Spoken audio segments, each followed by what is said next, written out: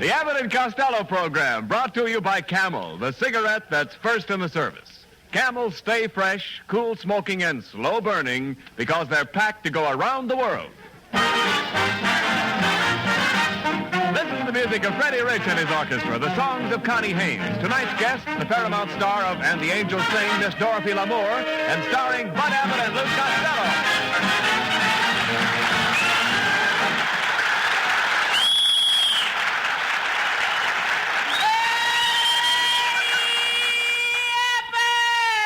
Oh, Costello, stop all that noise. Well, good evening, Your Honor. What do you mean? How are you, Your Honor? All right. How are you feeling, Your Honor? What's the matter? Greetings, Your Honor. Costello, please don't call me Your Honor around here. Abbott, don't be so modest.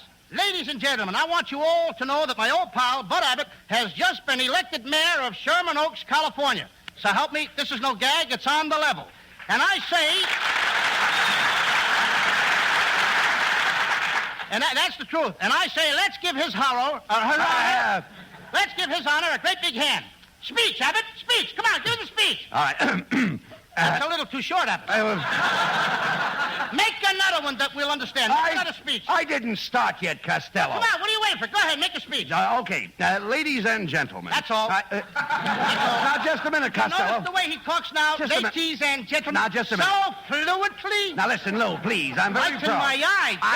Never mind. I am very proud to be mayor of Sherman Oaks. It's a beautiful little town. Yes, I'll say it is. I just drove through it on the way down here, Abbott. You did? What's that little green building right next to the pool room? Oh, that's the city hall. Well, you better get out there right away. The rats are dragging it down the sewer.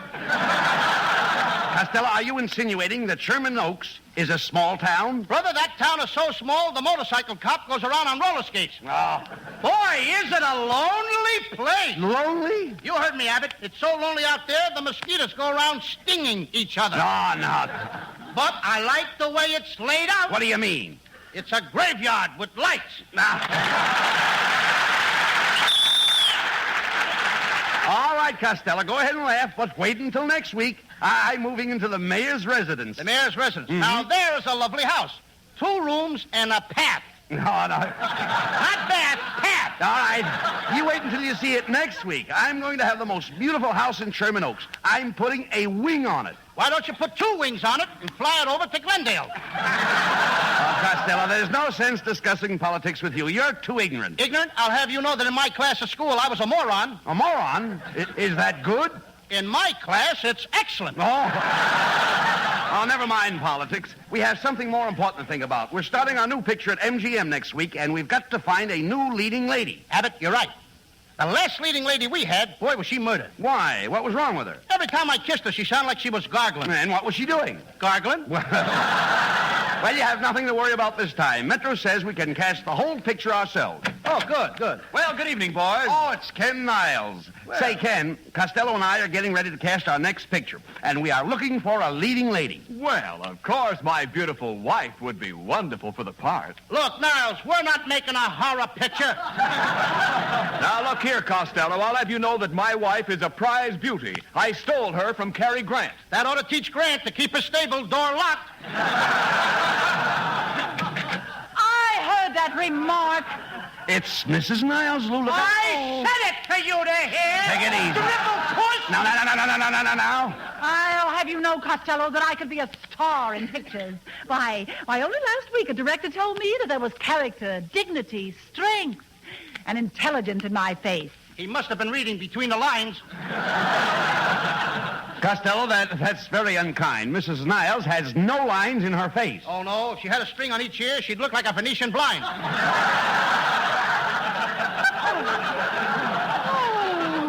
Costello, there's only one reason why I don't break you in 2. Well, what is it? I couldn't stand 2 of you. You really told him that time, dear. Oh, you're a card. Oh, no, Kenneth, you're a card. Oh, no, you're a card. Oh, I insist, Kenneth, you are a card. Well, there's a couple old cards. They ought to get lost in the shuffle. All right. You kids are laughing before the jokes are out.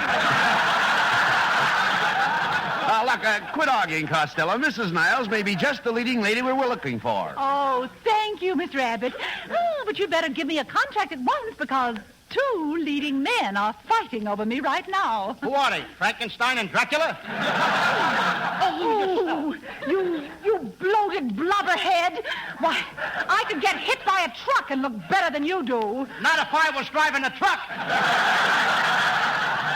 Oh, I've never been so insulted since last week. Come, Kenneth. Oh, Costello, you're always insulting people, fighting with them. I can't help it. Well, why don't you be like me, with dignity? I have poise and personality. Yes, everybody says you got a poison personality.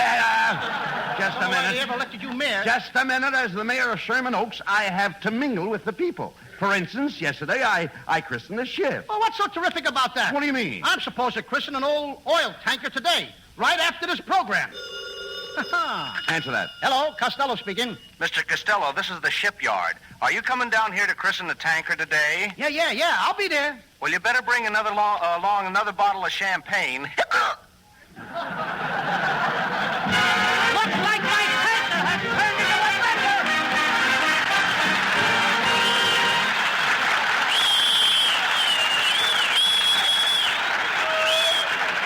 Hundreds of miles south of Pearl Harbor is Christmas Island, pinpoint of land in the South Pacific. One among scores of little-known islands garrisoned by American fighting men.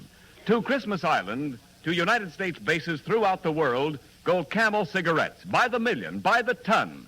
For Camels are first with men in all the services, according to actual sales records.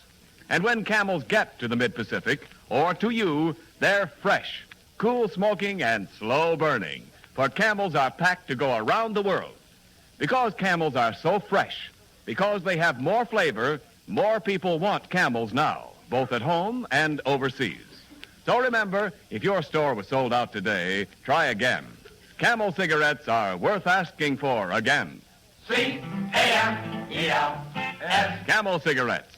Camel's standard of costlier tobaccos is the same for soldier, for civilian, anywhere in the world. Come in. Pardon me, I'm looking for two gentlemen. Well, we're Abbott and Costello. All right, I'll keep on looking. Hey, just a minute, kid. Who might you be? I might be Hedy Lamar, but I'm not. We might be Abbott and Costello. But And we are. We are, certainly. I understand you two boys is making a picture. How did you find that out? Bad news travels fast. Well, boys, how about the pot? I'm a leading lady type. Hey, Abbott, this dame is so ugly, she looks like Mrs. Niles with a hangover. Take it easy, boy. With me, looks is no problem. In my last picture, I was beautiful. They photographed me to a cheesecloth. They should have photographed the cheese.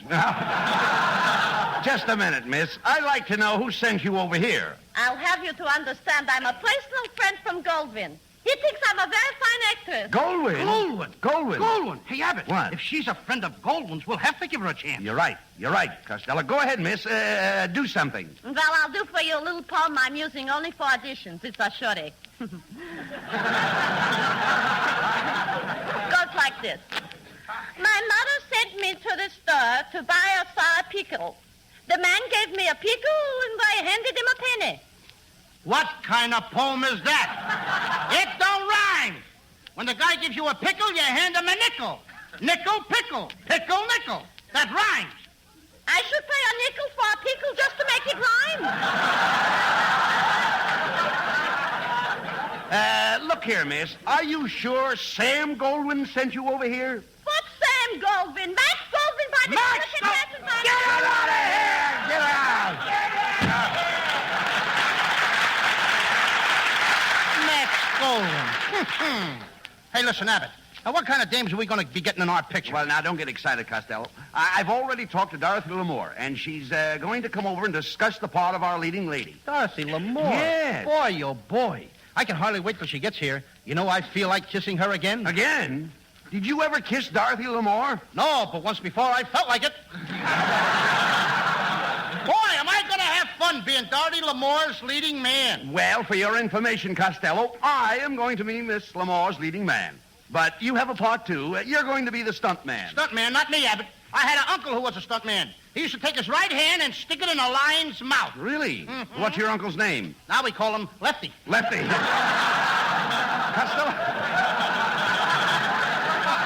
Costello, you love the part of a stunt man.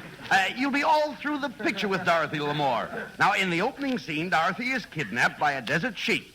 He rides away with her on his horse. Look, there he goes. Which way? What's the difference which way? I gotta know where to look. Quiet. Look, there he goes. All right, There. Quiet, listen, we have no time to lose. We must chase after the kidnapper. You jump Okay. on your horse. I jump on my house. As you land My in the horse. saddle, your grip is sure. Yeah. Your face is stern. My face is stern. Your clutch is strong. How's my transmission? Okay, never mind. Your horse leaps forward. Yeah. And you give him the bit. I give him a bit. Yes. I give him a what? You give the horse a bit in his mouth. What kind of talk is that? Give him a bit in the mouth. You mean I give him a bite in the mouth? No, Costello. You dig in the spurs. Your horse leaps forward. You soar through space. Soar where? Soars on the horse. You can say that again. Finally, we head off the kidnapper. And we must throw myself in front of the kidnapper's horse. That's where you come in. What do you mean? Well, you're the stunt man. Now, to rescue Dorothy L'Amour, you take my place and stop the runaway horse with your manly chest. I ain't stopping my horse with my beautiful body. No. Now, listen, Abbott. How much money do I get in this picture for risking my life? What do you care about the money? It's the experience you need. Oh, so it's the experience I need. Yes. Now, the horse is running madly toward you. He's frothing at the mouth. You jump in front of him and grab him by the mane. By the mane what? No, the mane, the horse's neck. Horse's neck? Yeah. By the neck. What do I care if they're like the romance? Oh, quiet. A horse is a horse. Just a minute. They gotta go with other Now, horses. wait a minute. Let me finish this. What do you think we get little horses? Never mind that. I think it's gotta... All right. There's a fierce struggle. And the horse drags you for 100 yards, trying to throw you. Your head is bouncing over the ruts in the road. Boy, am I in a groove. But you hang on. I hang on. You don't mind the ruts. No, I've been in a rut for years. At last, the horse stumbles over you, throws you to the ground with a terrific force, and comes to a stop. Where am I? Under the horse. That's a horse on me. And then with a sigh... Now, wait a second. How much money did you say I was going to get for this? I said forget the money. It's the experience you need. Oh, yeah, I forgot. It's the experience that I need. That's right. Now, let me continue. And then with a sigh of gratitude, Dorothy L'Amour slips off the horse into her hero's arms. Gee, into my arms? What? Wait a minute. What do you mean, your arms? I'm the hero. And I bend down and I kiss Miss L'Amour tenderly. What's the big idea, Abbott? I mean, I saved her. Why can't I kiss her? But, Costello, you're not being paid to kiss Dorothy L'Amour. What do I care about money? It's the experience. Get out of here! Johnny Haynes introduces a brand new song for which he predicts a huge success. It's called My Love, You Haven't Gone Away. My love, you haven't gone away. I still can feel the thrill of your caress and see your smile so full of tenderness. Oh no, you're with me night and day. My love, you haven't gone away. My love, you've never left my arms. My arms can feel the warmth of your embrace. And though I miss your kiss, your smiling face, I know you're with me when I pray.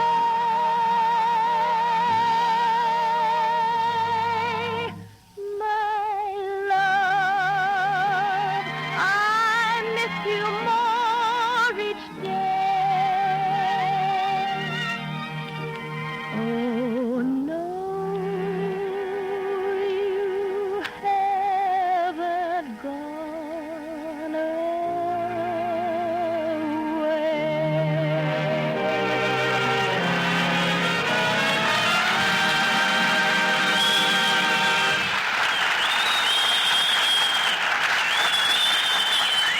All right, boys, play me something sweet and low.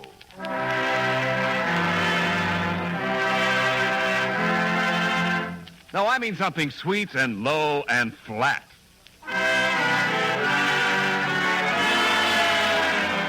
Yes, that's flat. And it can be worse than your cigarette. If your cigarette has developed a case of wartime flatness, then you're looking for a cigarette that won't go flat no matter how many you smoke. Get Camels. Camel cigarettes do have more flavor, the result of expert blending of costlier tobaccos. More flavor is what helps Camels hold up. Keep from going flat, no matter how many you smoke. Prove that for yourself in your own taste and throat. Your T-Zone proving ground for Camel cigarettes' rich extra flavor and smooth extra mildness. And remember, Camels stay fresh, cool smoking, and slow burning because they're packed to go around the world. C-A-M-E-L-S. Camel cigarettes. They're first in the service. They've got what it takes.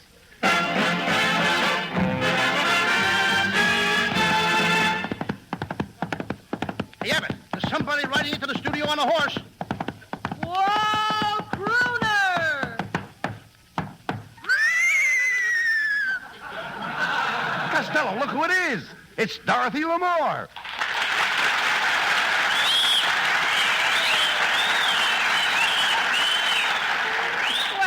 Fellas, sorry I'm late. Dorothy, what took you so long to get here? Well, I rode over on one of Crosby's horses. Dorothy. Dorothy, you look beautiful tonight. You know, I've always been one of your picture fans. And Thank you, Bud, and I've always been one of your radio fans. And I... Now that I've met you, I'll be one of your personal fans. Yes, and I Now had... that I've met you, Bud, I'll be one of your picture fans. If you don't stop fanning each other, I'm going to get pneumonia. I was one of your fans. You're one of my fans. Why don't the two of you go with Sally Rand or something? All right, never mind, no remarks. Yeah, you're the fan and us are wrong. Oh. But who in the world is this overstuffed grubworm? Grubworm? Now, listen here, Dorothy. I became a star before you were born. Really? Really? And I didn't have to dress up in a torn shower curtain to do it either. Now, Costello. That's no... That's no way to talk about Dorothy Lamour's sarong. Why, that sarong has earned a lot of money for Dorothy. Yes, I can see it runs into a nice figure. Yeah. Quiet, Costello. Dorothy, I invited you over here because I'd like you to be the leading lady in our next picture. Well, I haven't finished the picture I'm making now with Bing Hope and Bob Crosby. Bing Hope and Bob Crosby. Read it right, kid. What kind of talk is that? Sounds like Abbott's bit in the mouth. Well, you know who I mean, Hope and Crosby. Oh, those guys. Why, they're just a couple of golfers, ain't they? Don't be a caddy. Bob and Bing are very good friends of mine. As a matter of fact, I call them Gabby and Flabby. You know, that sounds like us. I'm Gabby. And I'm Flap. Well, so I'm low man again. Oh, all right. Shut up, Costello. Listen, Dorothy, what's the name of the picture you're making with Hope and Crosby? Well, it's another road film. It's called Road to Utopia. The road to what, Hopia? Utopia. It's a place where nobody works. The moon is always shining and the people just sit out under the stars and make love. That's Utopia. That ain't Utopia. That's Griffith Park.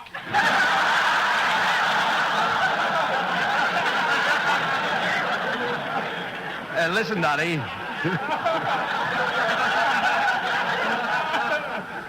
Dottie, I'm sure you'd like our picture. Well, I think so, too. You know, I'm going to play the part of a jitterbug in a post office. Well, that's silly. What would a jitterbug be doing in a post office? I'm standing at the stamp window getting in some hot licks. Some joke, eh, Dottie? When it comes to jokes, we got 100% moron this program. Yeah, and you're the 100% moron. You see, Abbott, I told you I was a moron, and you wouldn't believe me. Moron's a high-class jerk or something. All right. Pay no attention to him, Dottie. In this picture, you and I are going to do a love scene. My name is Abe, and your name is Anna. I see. You're Abe, and I'm Anna. Yes. We have a little fight, and we split up. What a picture. Abe, banana split. Now, stop that, Costello. Get out the script of our picture, and let's run through the desert scene with Miss Lamour. Okay, Abbott, here it is. Now, in this scene, Dottie, you're an Arabian princess, Ben Ali, and I'm your cousin, bowling alley. You're a bowling alley? Yes, if she's going to wear a sarong, I want to be her pin boy. Boy, will I get stuck. You know, Costello, I think you'd make a wonderful pin boy. You do? Yes, you've got just the head for it. Well, let's get back to the scene now. Come on. What part do I play, Costello? You play the part of an Arabian civilian. An Arabian civilian? Wait a minute. An Arabian civilian? What's my name? Hassan been drafted. Hassan? What did you say? Hassan been drafted? Yet. Yet? Oh. All right, so much for the parts. Now, let's try it out. Ken, you set the scene. Ready? Music.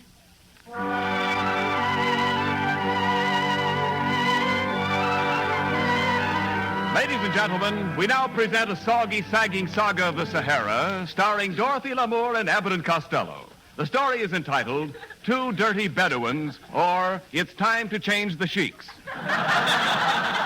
As the scene opens, we see two footsore and weary Arabs trudging across the desert. They are approaching the small town of Blemish on the Chin. Curtain. We must hurry, Costello. The lovely... That's your line. That's yours.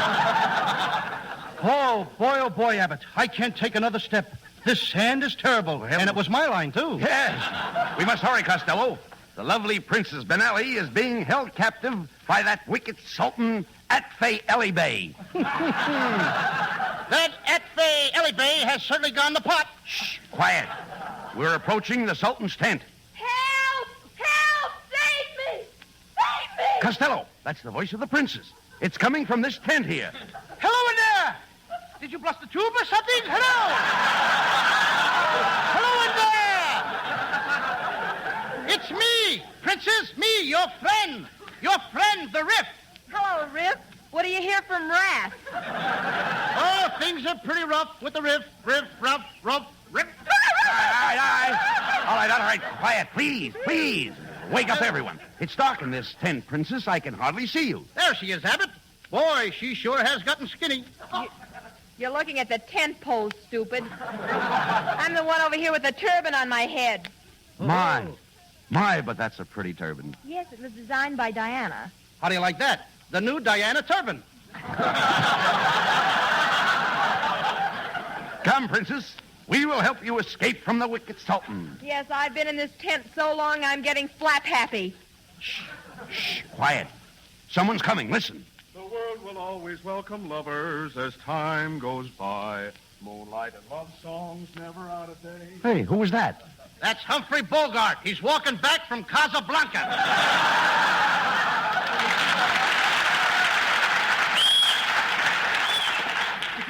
Oh, please, you must get me out of here. The Sultan is going to sell me as a slave. Don't worry, Princess. We will help you get out, escape. But it's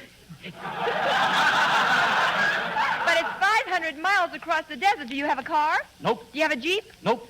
Well, do you have horses? Nope. But I got a wagon. What? Who's going to pull the wagon? My little Pekingese dog. How can a little Pekingese dog pull the three of us in a big wagon? We've got whips. And before we go, Dorothy, I will give you the kiss that made me famous. The kiss of fire. Like this. You ain't kidding, are you? That's what I... Don't pay me this week. That's what I call fire. You better throw on some more coal. Hey, it's the Sultan, Atfei Ali Bey. So, I catch you red-handed trying to steal the beautiful princess. Aha! Oh, a double feature. Hey, Abbott, when I give you the Ignal say, I'll stay the Eitzley. All right. You got it? All right, come on, Put out the Costello. lights. I've got the Sultan's horse. Let's go. Okay. Hey, we did it, Costello. We escaped from the Sultan. Wait a minute. We have to go back. I forgot the princess. Oh, you dummy, I've got it right here in my arms. Look, she's fainted. She may be dying, Abbott. Oh, princess, a beautiful princess, lift your veil and speak to me. Of course. Goldwyn sent me over. He thinks I'm a fine actor. Get out of here! Costello will be back in just a moment. Thanks to the Yanks of the Week. Tonight we salute Private Grady Robbins of Enid, Oklahoma, one of a small unit of Americans attacking German positions near the Anzio beachhead. After the men in his unit were thrown back 4 times before barbed wire defense works, Private Robbins took a light machine gun off its tripod and, holding it in his hands, fired it as he walked forward, enabling the other infantrymen to pour through the entanglements and take the position. In your honor, Private Grady Robbins, the makers of Camels are sending to our soldiers overseas 300,000 Camel cigarettes.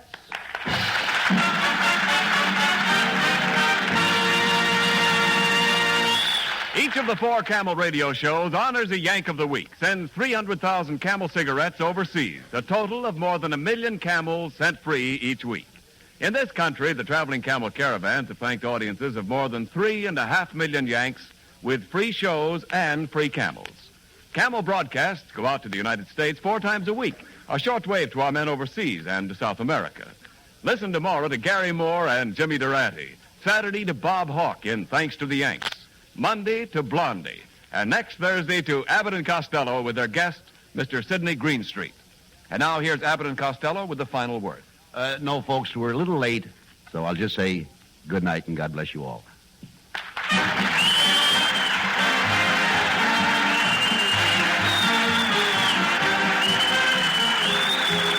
Be sure and tune in next week for another great Abbott and Costello show with our special guest, Mr. Sidney Greenstreet. Remember, Camel cigarettes are packed to go around the world. Camels stay fresh, cool smoking, and slow burning because they're packed to go around the world. This is Ken Niles wishing you a very pleasant good night from Hollywood.